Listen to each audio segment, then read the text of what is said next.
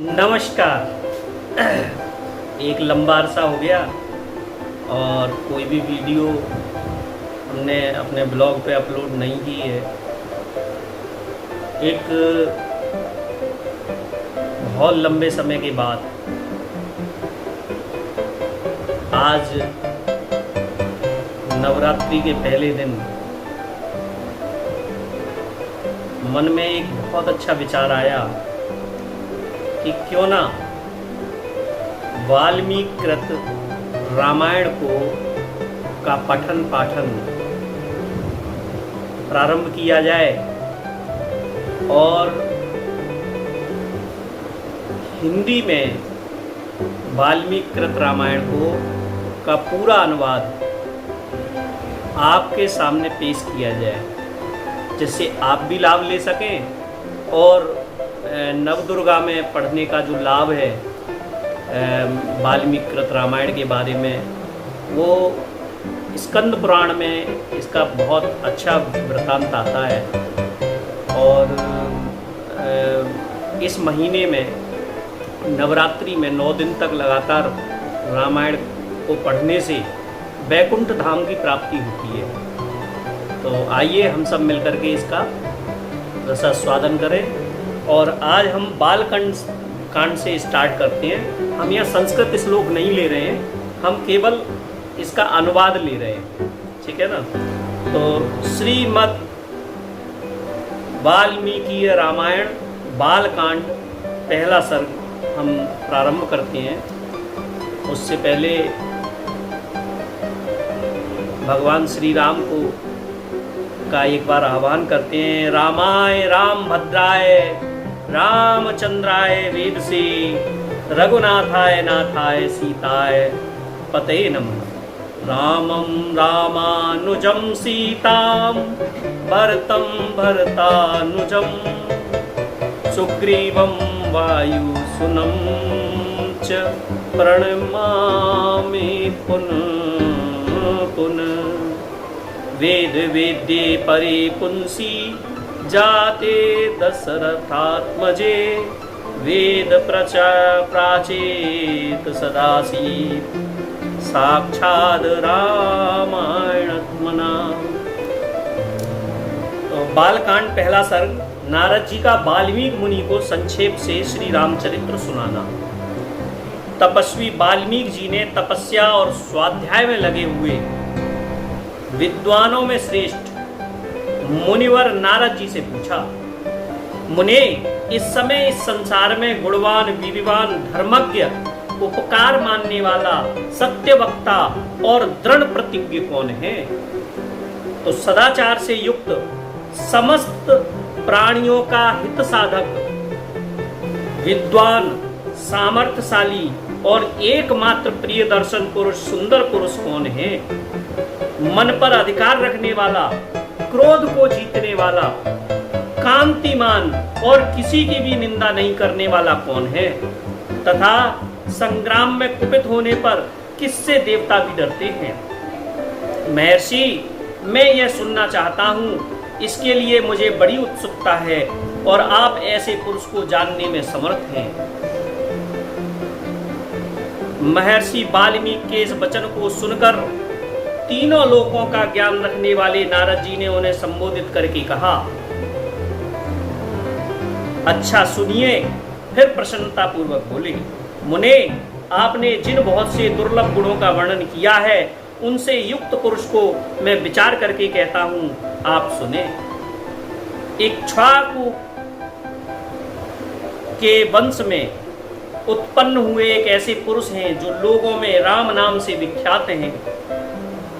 वे ही मन को वश में रखने वाले महाबलवान, कांतिमान, धैर्यवान और जितेंद्रिय हैं। वे बुद्धिमान, नीतिज्ञ, वक्ता, शोभायमान तथा शत्रु संहारक हैं। उनके कंधे मोटे, भुजाएं बड़ी बड़ी हैं, ग्रीवा शंख के समान है, थोड़ी माशल पुष्ट है। उनकी छाती चौड़ी, धनुष बड़ा है, गले के नीचे की हड्डी पसली मांस से छिपी हुई है। वे शत्रुओं का दमन करने वाले हैं। भुजाएं घुटने तक लंबी हैं, मस्तक सुंदर है, ललाट भव्य है, चाल मनोहर है। उनका शरीर अधिक ऊंचा या नाटा न होकर मध्यम और सुडौल है। देह का रंग चिकना है। वे बड़े प्रतापी हैं। उनका वक्ष स्थल भरा हुआ है। आंखें बड़ी बड़ी हैं। वे शोभायमान और शुभ लक्षणों से संपन्न हैं। धर्म के ज्ञाता, सत्य प्रतिज्ञ तथा प्रजा के हित साधन में लगे रहने वाले हैं। वे यशस्वी, ज्ञानी, पवित्र, जितेंद्रिय और मन को एकाग्र रखने वाले हैं। प्रजापति के समान पालक, श्री संपन्न, वैरी विध्वंसक और जीवों तथा धर्म के रक्षक हैं। स्वधर्म और स्वजनों के पालक, वेद वेदांगों के तत्ववेत्ता तथा धनुर्वेद में प्रवीण हैं। वे अखिल शास्त्रों के तत्वज्ञ, स्मरण शक्ति से युक्त और प्रतिभा संपन्न हैं। अच्छे विचार और उदार हृदय वाले वे श्री रामचंद्र जी बातचीत करने में चतुर तथा समस्त लोगों के प्रिय हैं। जैसे नदियां समुद्र में मिलती हैं, उसी प्रकार सदा राम से साधु पुरुष मिलते रहते हैं। वे आर्य एवं सब में समान भाव रखने वाले हैं। उनका दर्शन सदा ही प्रिय मालूम होता है। संपूर्ण गुणों से युक्त वे श्री रामचंद्र जी अपनी माता कौशल्या के आनंद बढ़ाने वाले हैं। गंभीरता में समुद्र और धैर्य में हिमालय के समान हैं। वे विष्णु भगवान के समान बलवान हैं। उनका दर्शन चंद्रमा के समान मनोहर प्रतीत होता है। वे क्रोध में कालाग्नि के समान और क्षमा में पृथ्वी के सदृश हैं। त्याग में कुबेर और सत्य में द्वितीय धर्मराज के समान हैं। इस प्रकार उत्तम गुणों से युक्त और सत्य पराक्रम वाले सद्गुणशाली अपने प्रियतम ज्येष्ठ पुत्र को, जो प्रजा के हित में संलग्न रहने वाले थे, प्रजा वर्ग का हित करने की इच्छा से राजा दशरथ ने प्रेमवश यमराज पद पर अभिषिक्त करना चाहा। तदंतर राम के राज्याभिषेक की तैयारियां देखकर रानी केकई ने, जिसे पहले ही वर दिया जा चुका था, राजा से यह वर मांगा कि राम का निर्वासन और भरत का राज्याभिषेक हो। राजा दशरथ ने सत्य वचन के कारण धर्म बंधन में बंधकर प्यारे पुत्र राम को वनवास दे दिया। केकई का प्रिय करने के लिए पिता की आज्ञा के अनुसार उनकी प्रतिज्ञा का पालन करते हुए वीर रामचंद्र वन को चले। तब सुमित्रा के आनंद बढ़ाने वाले विनयशील लक्ष्मण जी ने भी, जो अपने बड़े भाई राम को बहुत ही प्रिय थे, वे अपने सुबंधुत्व का परिचय देते हुए स्नेहवश वन को जाने वाले बंधुवर राम का अनुसरण किया।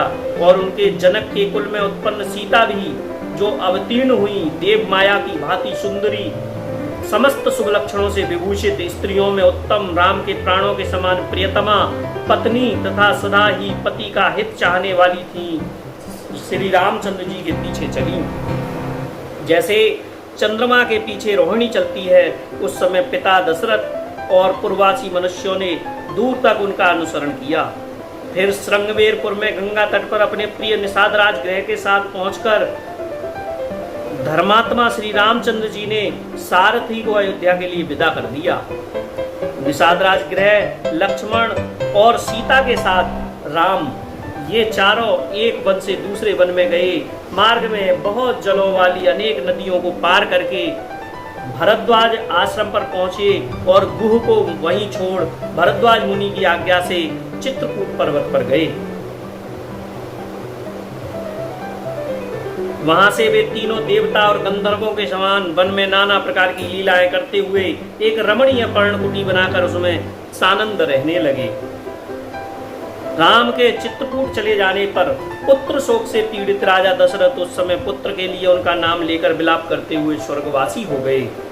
उनके स्वर्ग गमन के पश्चात वशिष्ठ आदि प्रमुख ब्राह्मणों द्वारा राज्य संचालन के लिए नियुक्त किए जाने पर श्री महाबलशाली वीर भरत ने राज्य की कामना न करके पूज्य राम को प्रसन्न करने के लिए वन को प्रस्थान किया। वहां पहुंचकर सद्भावना युक्त भरत जी ने अपने बड़े भाई सत्य पराक्रमी महात्मा राम से याचना की और यूं कहा, धर्मज्ञ आप ही राजा हो।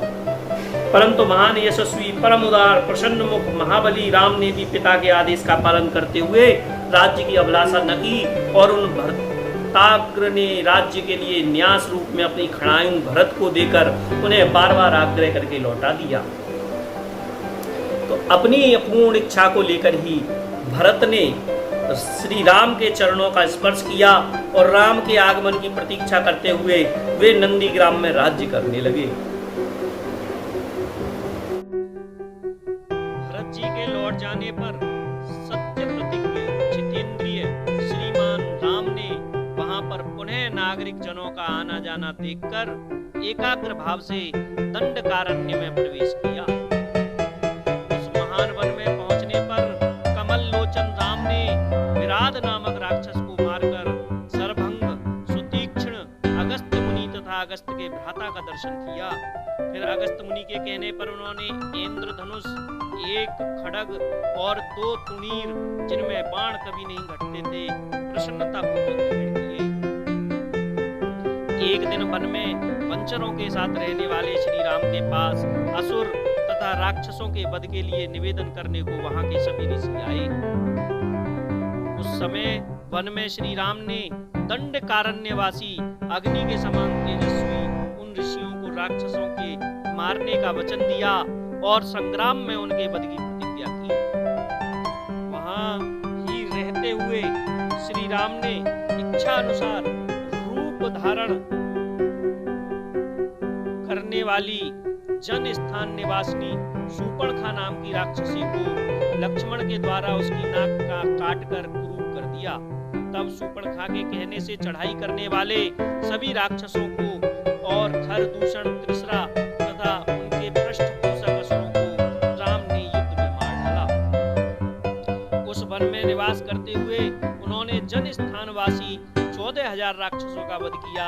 तदंतर अपने कुटुंब का वध सुनकर रावण नाम का राक्षस क्रोध से मूर्छित हो उठा। उसने मारीच राक्षस से सहायता मांगी। यद्यपि मारीच ने यह कहकर कि रावण उस समान बलवान राम के साथ तुम्हारा विरोध ठीक नहीं है, रावण को अनेकों बार मना किया, परंतु काल की प्रेरणा से रावण ने मारीच के वाक्यों को टाल दिया और उसके साथ ही राम के आश्रम पर गया। मायावी मारीच के द्वारा उसने दोनों राजकुमारों को आश्रम से दूर हटा दिया और स्वयं राम की पत्नी सीता का अपहरण कर लिया। जाते समय मार्ग में विघ्न डालने के कारण उसने जटायु नामक गृध्र का वध किया। तत्पश्चात जटायु को आहत देखकर और उसी के मुख से सीता का हरण सुनकर रामचंद्र जी शोक से पीड़ित होकर विलाप करने लगे। उस समय उनकी सभी इंद्रियां व्याकुल हो उठी। फिर उसी शोक में पड़े हुए उन्होंने जटायु गृध्र का अग्नि संस्कार किया और वन में सीता को ढूंढते हुए कबंध नामक राक्षस को देखा, जो शरीर से विकृत तथा भयंकर दिखने वाला था। महाबाहु राम ने उसे मारकर उसका भी दाह किया, अतः वह स्वर्ग को चला गया। जाते समय उसने राम से धर्मचारिणी सबरी का पता बतलाया और कहा, रघुनंदन, आप धर्मपरायणा सन्यासिनी सबरी के आश्रम पर जाइए। शत्रुहंता महान तेजस्वी दशरथ कुमार राम सबरी के यहाँ गए। उसने उनका भली भांत पूजन किया। फिर वे पंपासर के तट पर हनुमान नामक वानर से मिले और उन्हीं के कहने से सुग्रीव से भी मेल किया। तदंतर महाबलवान राम ने आदि से ही लेकर जो कुछ हुआ था वह और विशेषतः सीता का वृतांत सुग्रीव से कह सुनाया। वानर सुग्रीव ने राम की सारी बातें सुनकर उनके साथ प्रेम पूर्वक अग्नि को साक्षी मानकर मित्रता की। उसके बाद वानर राज सुग्रीव ने स्नेहवश बाली के साथ वैर होने की सारी बातें राम से दुखी होकर बतलाईं। उस समय राम ने बाली को मारने की प्रतिज्ञा की तथा वानर सुग्रीव ने वहां बाली के बल का वर्णन किया, क्योंकि सुग्रीव को राम के बल के विषय में बराबर शंका बनी रहती थी। राम की प्रतीति के लिए उन्होंने दुंदुभी दैत्य का महान पर्वत के समान विशाल शरीर दिखलाया। महाबली महाबाहु श्री राम ने तनिक मुस्कुराकर उस अस्थि समूह को देखा और पैर के अंगूठे से उसे 10 योजन दूर फेंक दिया। फिर एक ही महान बाण से उन्होंने अपना विश्वास दिलाते हुए 7 ताल वृक्षों और पर्वत तथा रसातल को भेद डाला। तदंतर राम के इस कार्य से महाकवि सुग्रीव मन ही मन प्रसन्न हुए। उन्हें राम पर विश्वास हो गया और फिर वे वहां उनके साथ किष्किंधा गुहा में गए। वहां पर स्वर्ण के समान पिंगल वर्ण वाले वीरवर सुग्रीव ने गर्जना की। उस महानाद को सुनकर वानर राज बाली अपनी पत्नी तारा को आश्वासन देकर तत्काल घर से बाहर निकला और सुग्रीव से भिड़ गया। वहां राम ने बाली को एक ही बाण से मार गिराया। सुग्रीव के कथनानुसार उस संग्राम में बाली को मारकर उसके राज्य पर राम ने सुग्रीव को बिठा दिया। तब उन वानर राज ने भी सभी वानरों को बुलाकर जानकी का पता लगाने के लिए उन्हें चारों दिशाओं में भेज दिया।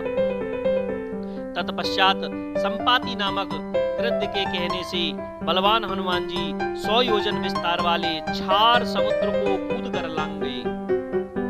वहां रावण पालित लंकापुरी में पहुंचकर उन्होंने अशोक वाटिका में सीता को चिंतामग्न देखा। तब उन विदेह नंदनी को अपनी पहचान देकर राम का संदेश सुनाया और उन्हें सांत्वना देकर उन्होंने वाटिका का द्वार तोड़ डाला। फिर 5 सेनापतियों और 7 मंत्री कुमारों की हत्या कर वीर अक्षय कुमार का भी कचूमर निकाला। इसके बाद वे पकड़े गए। ब्रह्मा जी के वरदान से अपने को ब्रह्मपास से छूटा हुआ जानकर भी वीर हनुमान जी ने अपने को बांधने वाले उन राक्षसों को अपराध स्वेच्छानुसार सह लिया। तत्पश्चात मिथिलेश कुमारी सीता के अतिरिक्त समस्त लंका को जलाकर वे महाकवि हनुमान जी राम को प्रिय संदेश सुनाने के लिए लंका से लौट आए। अपरिमित बुद्धिशाली हनुमान जी ने वहां जा महात्मा राम की प्रतीक्षा करके यो सत्य निवेदन किया, मैंने सीता जी का दर्शन किया है। इसके अनंतर सुग्रीव के साथ भगवान राम ने महासागर के तट पर जाकर सूर्य के समान तेजस्वी बाणों से समुद्र को क्षुब्ध किया। तब नदीपति समुद्र ने अपने को प्रकट कर दिया। फिर समुद्र के ही कहने से राम ने नल से पुल निर्माण कराया। उसी पुल से लंकापुरी में जाकर रावण को मारा। फिर सीता के मिलने पर राम को बड़ी लज्जा हुई।